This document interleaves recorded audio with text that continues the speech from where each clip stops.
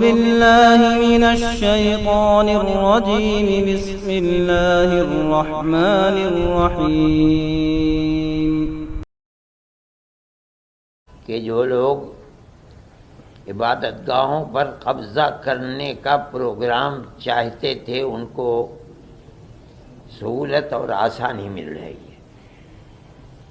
Congress government کے زمانے میں سن 91 کا قانون بنا تھا، ہمیں اس کے اوپر بھی یہ اعتراض تھا کہ بابری مسجد کو اس سے الگ کیوں کیا جا رہا ہے، لیکن کیا گیا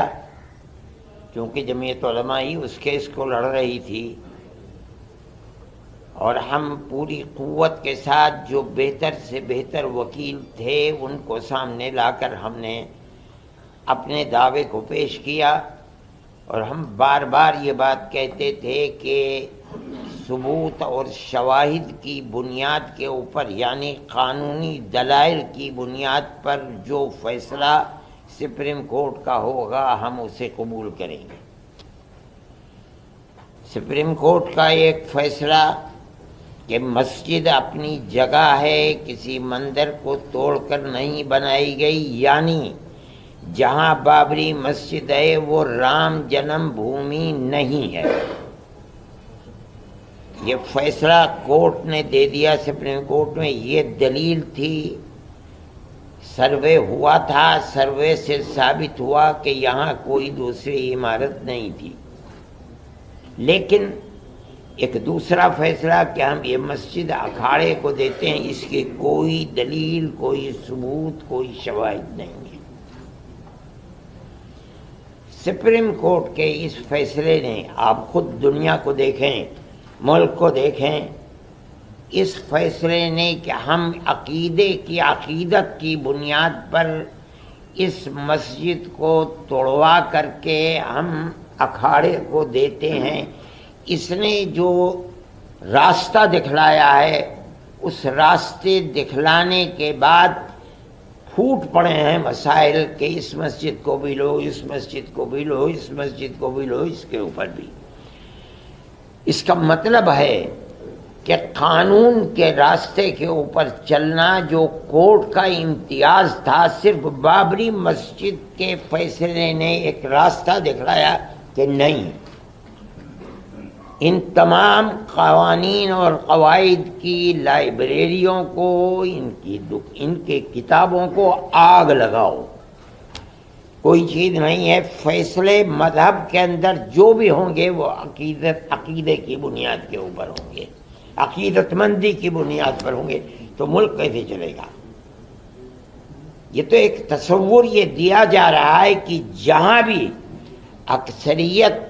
اس ملک کے اندر اپنی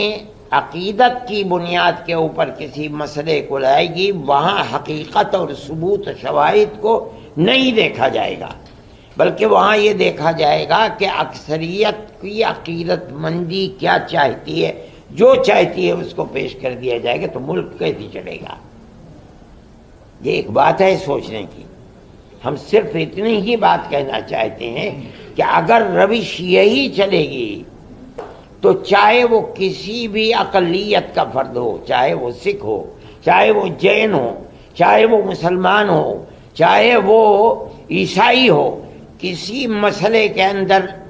اس کو فیصلہ نہیں ملے گا۔ اگر مقابلے کے اندر تناؤ ہے اور اس کے اندر عقیدت اکثریت کی اس کے اندر دخل رکھتی ہے، تو اس کے مقابلے کے اندر قانون بیکار اور بے اثر ہو جائے گا۔ یہ بات میں ہی نہیں کہہ رہا ہوں، سمجھدار اور بڑے بڑے وکلاء یہ بات کہہ رہے ہیں کہ اس فیصلے نے بابری مسجد کے جو راستہ کھولا ہے کہ عقیدت کی بنیاد جب کبھی مقابلہ ہوگا